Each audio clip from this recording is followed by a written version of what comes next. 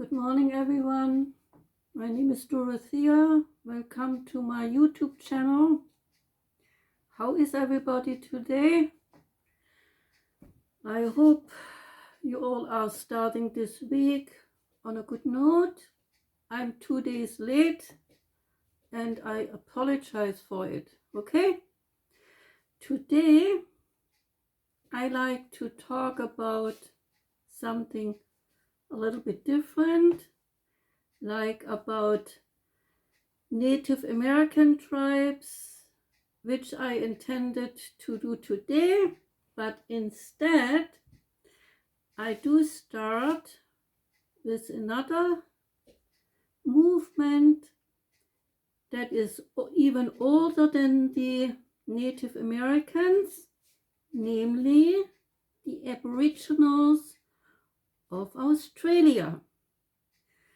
So I got some 10 pages together on that, and I will start in a moment. But first, let me start with a quote, a Tao and Zen quote, which says, prayer is talking to the universe and meditation is listening to it. I think that will be a good start today because I'm having the Ukraine in mind and I'm sending to Ukraine all my prayers. Okay? So, let us start with the Aboriginals of Australia. There is a quote. I like to start with that quote because I think it is interesting, and it reads, an unprecedented DNA study has found evidence of a single human migration out of Africa and confirmed that Aboriginals of Australia are the world's oldest civilization. Quote end. There is another study, however, that states that Australia's Aboriginals originally came from Asia via insular Southeast Asia, now Malaysia, Singapore, Brunei, East Timor, Indonesia, and the Philippines, and that they have been in Australia for at least 45,000 to 50,000 years. Indigenous Australians have the longest continuous cultural history of any group of the people on Earth. Today, about 400,000 Aborigines live in Australia, and they are only 2% of the whole of Australia's population. Aboriginal Australians are the various indigenous peoples of the Australian mainland and many of its islands, such as Tasmania, Fraser Island, and so forth. Ethnically and culturally distinct are the so-called Torres Strait Islanders, but they had extensive cultural exchange with some of the Aboriginal groups. The Torres Strait Islanders are mostly part of Queensland, but they have a separate governmental status. Aboriginal spirituality is animistic. Everything is alive in nature, like the animals, plants, and all natural forces, and they are all energized by a spirit. Human beings are seen as a part of nature and are morally obligated to treat animals, plants, and landforms with respect. Traditionally, Aboriginals were hunters and gatherers who moved around to search for food, as did all the early cultures. Aboriginals ate a large variety of plants, foods such as fruits, nuts, roots, vegetables, grasses, and seeds. The Aboriginals of Australia have Dreamtime as a so-called creation story. This Dreamtime is the period in which life was created according to Aboriginal culture. This Dreamtime is called different names in different Aboriginal languages, but all relates to the same thing, namely how life was created. Dreamtime relates to a psychic state in which or during which contact is made with the ancestral spirits or that special period of the beginning. Dreamtime is the foundation of Aboriginal religion and culture. History is preserved and passed down through intricate song, dance, art, and stories of the Dreamtime, and it dates back some 65,000 years and is the story of the creation of the universe, how humans were created and how humans should function within the world. There are two popular Dreamtime stories of Australia told by the Aboriginals. One story is a so-called creation story, which says that, quote, all over Australia, such stories tell of the ancestor spirits who created the land and all that is on it, quote, end. Another story is called Rainbow Serpent. This rainbow serpent is one of the most common and well-known Aboriginal stories. Not all link the rainbow to a snake, but there is usually a link to water or rain. So, when a rainbow is seen in the sky, it is said that the rainbow serpent moves from one water hole to the next, and it is used as an explanation why some water holes never dried up.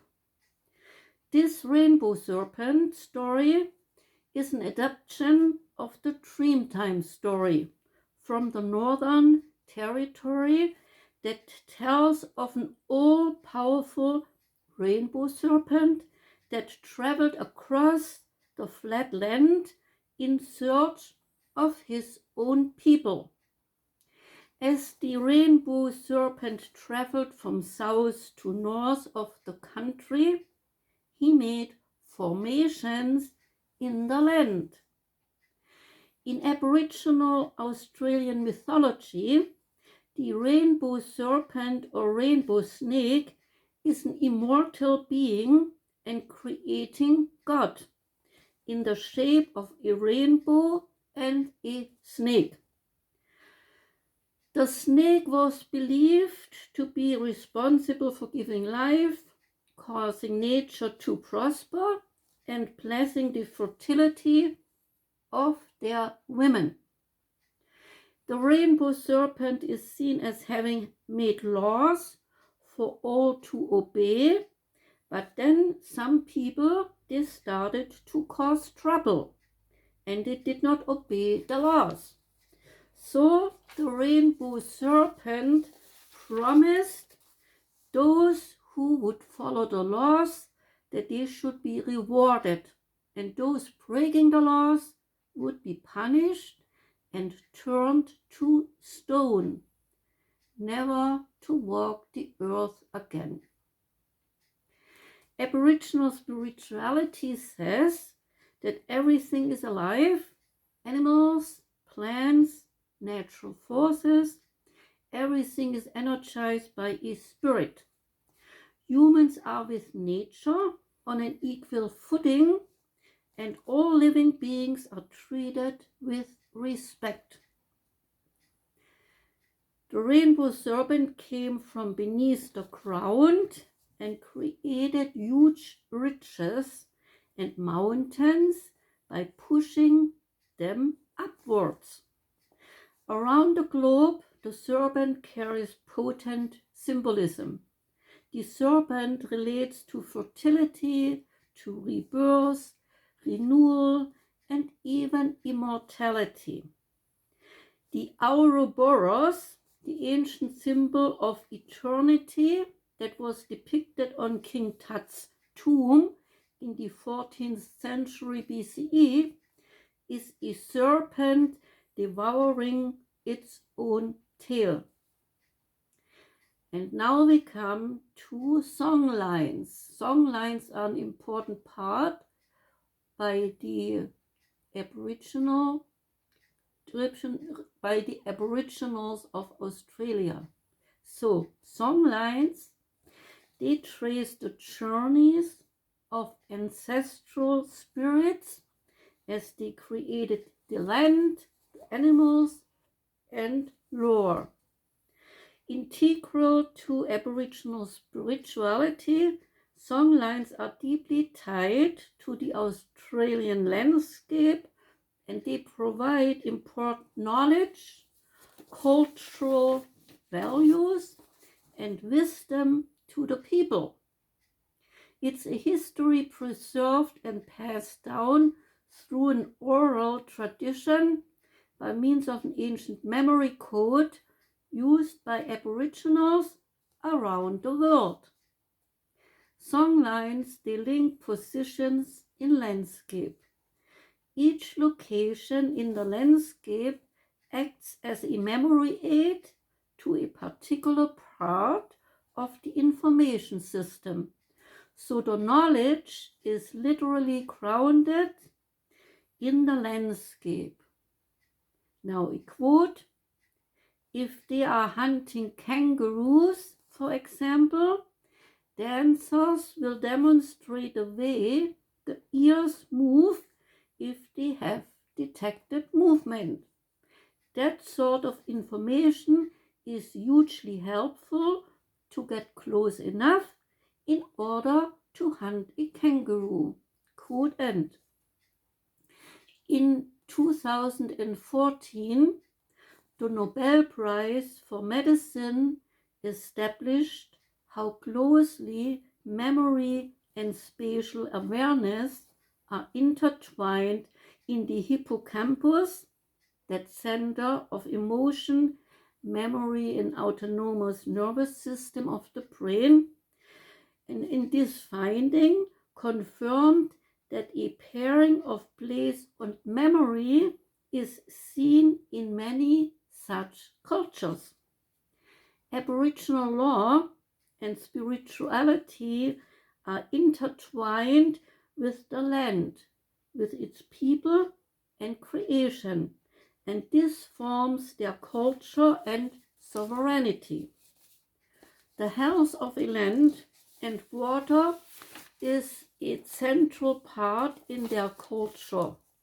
Land is their mother, is deeply steeped in their culture, but also means responsibility to care for the land.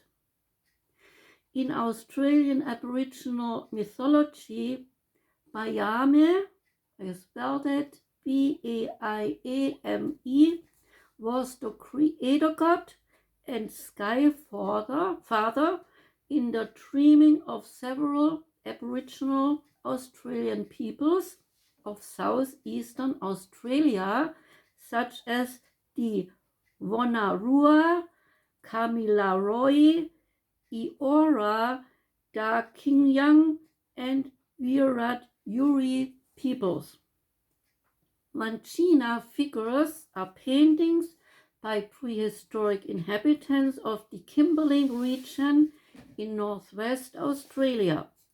The only area where cave paintings in the Wanchina style have been found. And the Wanchina is called W-A-N-D, W-A-N-D-G-I-N-A,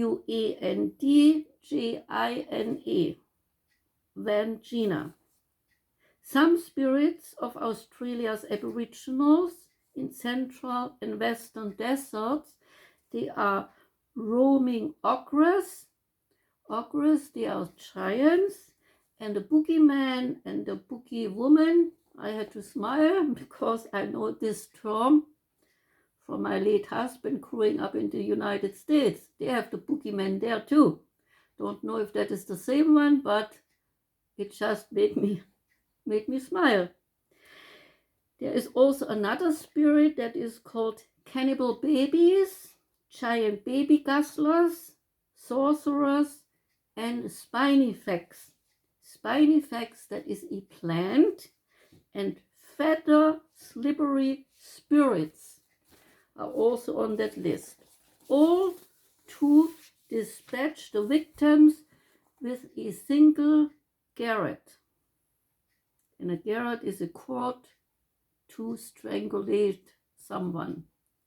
Traditional medicine men within Aboriginal and Torres Strait Islanders in Australia have a holistic world view.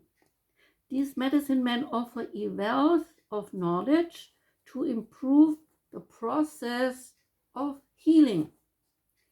Medicine men, both male and female, use plants for their healing powers, and such Aboriginal healers are very skilled because they have been taught this knowledge by descendants of healers from generation to generation. All rituals performed allow the spirit to connect to all nature, to return to the womb of all time, which is the Dreamtime. Aboriginal Australian medicine men are called Ngangkari. I spell it Ngangkari,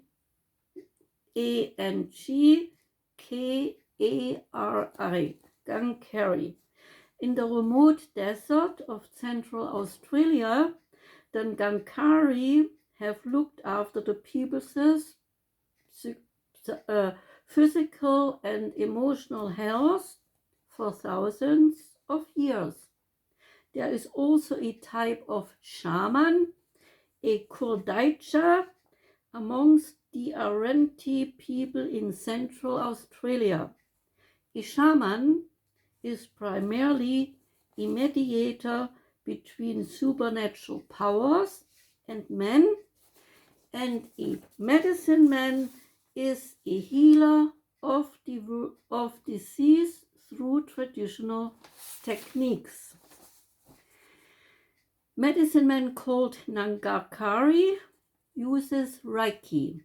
Reiki healing techniques channel the energy of a healer by means of touch to activate the natural healing processes of the patient's body to restore the physical and emotional well-being. Healers also offer a smoking ceremony, which is an ancient Aboriginal custom in Australia that involves burning various native plants. The smoke produced in such a smoking ceremony has a cleansing property and keeps away bad spirits and protects the land. There are also used ceremonies such as sweats, which by sweating they cleanse and heal a body, then smudging, which relates to burning sacred herbs in a bowl. There is The healing circles were a group of people gathered together by shaping a circle to further the healing process. And there are ceremonies that include dancing, drumming, and singing. There is also a term that is called two-eye seeing. Two-eye seeing. By the originals, that term is used by the originals or Aboriginals, and it means that an eye sees with the strength of the Aboriginal eye, and the other eye sees with the strength of the Western way of knowing or seeing things. So one eye sees with the Aboriginal wisdom, and the other eye sees with the Western way of perceiving things.